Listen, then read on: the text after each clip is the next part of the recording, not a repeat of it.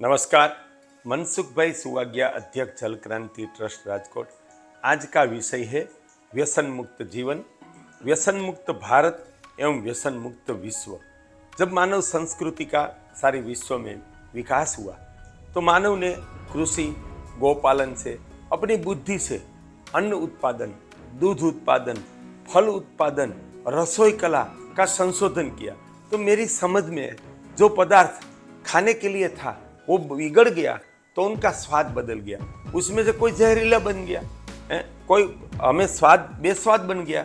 लेकिन कोई चीज का स्वाद ऐसे बदल गया कि वो आदमी ने पिया तो उनको नशा हुआ तो उनको एक नाम दिया गया। हमारे भारतीय संस्कृति में उनको शराब नाम दिया गया, कोई जगह दारू नाम दिया गया, कोई जगह यूरोप में वाइन नाम दिया गया। तो ऐसे नशीले पदार्थ की खोज मेरे ख्याल से कोई खाने का पदार्थ बिगड़ गया उसमें से हुआ। तो भारत में जो महुआ के फूल है उनको सड़ा के, गेहूं को सड़ा के, चावल को सड़ा के हम शराब बनने लगा। यूरोप में जो अंगूर उनमें से बनने लगा, कोई जगह गुड़ में से बनने लगा। तो इस तरह शराब का संशोधन हो गया और सारी पृथ्वी पर एक नशीले पदार्थ का संशोधन हुआ। उनका दुष्प्रभाव ये हुआ कि आदमी अपनी बुद्धि का संतुलन, विवेक वो खो बैठा। वो अपने जीवन मूल्य, अपने संबंध, अपनी संवेदना खो बैठा। वो ऋषियों ने देखा कि उनका दुष्प्रभाव कि अपनी विवेक में, बुद्धि में, व्यवहार में, कर्तव्य धर्म में, संबंधों में उनका दुष्प्रभाव देखा। और विश्व में सबसे पहले हमारे ऋग्वेद में मैंने पढ़ा है, विश्व में शराब को अधर्म घोषित करने वाली कोई गौरवान्वित संस्कृति है तो हमारी भारतीय संस्कृति है। 4 पाप घोषित किए गए, व्यभिचार, शराब, चोरी और जुआ खेलना, उनको 4 पाप घोषित किए गए। ऐसी महान संस्कृति है तो वो हमारी भारतीय संस्कृति है। और बाद में आयुर्वेद ने भी मना की। और आज हम जो देखे तो हमने उसका दुष्प्रभाव बहुत देखा है।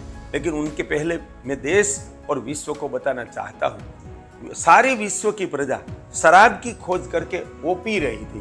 तब पहली व्यसन मुक्त प्रजा इस पृथ्वी पर अगर कोई बनी हो तो वो भारतीय संस्कृति की प्रजा बनी। और पृथ्वी पर व्यसन मुक्त, कैफी पदार्थ मुक्त कोई महिला है न, तो सारी संस्कृति की भारतीय महिला है। उनका गौरव हमें भी होना चाहिए और खास करके महिलाओं को होना चाहिए कि हम ऐसी विश्व की ऐसी पहली संस्कृति की महिला है कि हमारी संस्कृति में महिला व्यसन मुक्त है। और उनको अधर्म मानने वाली भी पहली संस्कृति हमारी भारतीय संस्कृति है। हमने अध्ययन किया तो आज शराब से जो नुकसान हुआ है, तो पहला तो वो हमारी जो आमदनी है उनमें से पैसा खर्च कर हो जाता है। तो मैंने किसान से लेकर, कारीगर से लेकर, आदिवासियों से लेकर बहुत सारे लोगों का अध्ययन किया तो मुझे पता चला कि ये लोगों की गरीबी का जो कोई पहला प्रधान कारण है ना, तो वो एक शराब या तंबाकू, गुटखा, कोई भी कैफी पदार्थ का व्यसन है। बाद में उनका दुष्प्रभाव घर में आता है।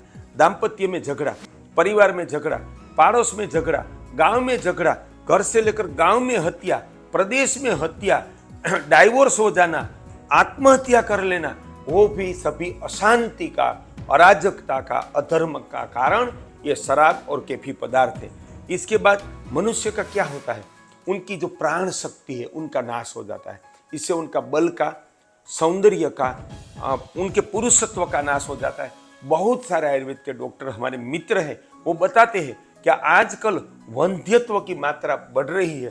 उनका कारण जो कोई है ना, तो वो एक तंबाकू, गुटखा का व्यसन है। और हमने देखा गांव में, तो हर एक गांव में आज 25 से लेकर 3 आदिवासी गांव में 300 महिला विधवा, युवान महिला विधवा हुई है।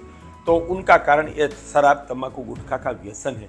और एक सरकार के अंदाज पर भारत में हर रोज 7,000 से ज्यादा लोगों का अकाल मृत्यु शराब, तंबाकू, गुटखा से हो जाता है। इतनी महिला विधवा होती है और हजारों बच्चे अनाथ हो जाते हैं। माँ बाप बैठे हैं और बेटा शराब या तंबाकू के व्यसन में अकाल मृत्यु का शिकार बन गया है। तो ये तो भयानकता है। जो वेद में कहा था कि वो अधर्म है, वो आज 100 गुना साबित इस समय में हुआ है। तब हमारी संस्था जल क्रांति ट्रस्ट सारे भारत में जल रक्षा, गिर कांकरेज से लेकर देशी गोवंश रक्षा, गाय आधारित प्राकृतिक कृषि अभियान 1999 से चला रही थी योजना। तब हमने उनके साथ सन 2005 से व्यसन मुक्त जीवन और व्यसन मुक्त भारत का अभियान जोड़ दिया। मैं कई गांव में घर घर जाकर लोगों को व्यसन मुक्त किया। उसमें हमारे देश में शराब का जातिवाद आधारित गिनती की जाए तो शराब का सबसे ज्यादा व्यसन आदिवासी प्रजा में, वो मैंने देखा। तब हमारे गुजरात का छोटा उदेपुर जिले का कवाड़ तहसील का भेखड़िया गांव है। वहाँ के गांव के अग्रणी रतन भगत राठवा, मधुसूदन राठवा और ऐसे युवकों को गांव हमने भारत का पहला दिव्य ग्राम बनाया। जल क्रांति ट्रस्ट के माध्यम से वहाँ 25 विशाल और विश्व दर्शनी चेक डैम बनाइए। वहाँ घर घर में कांकरेज गाय बंधवाई। बाद में हमने घर घर में घूमकर ये व्यसन की भयानकता समझाई तो आदिवासी की चेतना जागी। जैसे वालिया भील में से वाल्मीकि का अवतरण हुआ, उसी तरह चेतना परिवर्तित हुई और भेखड़िया गांव भारत का और विश्व का पहला व्यसन मुक्त गांव बना। वो आदिवासी प्रजा के लिए तो एक सुवर्ण का इतिहास बन गया, लेकिन भारतीय संस्कृति के लिए एक सुवर्ण का इतिहास बन गया कि अनंत काल से शराब पीने वाली या आदिवासी प्रजा ने 100% शराब, तंबाकू, गुटखे का त्याग तो किया।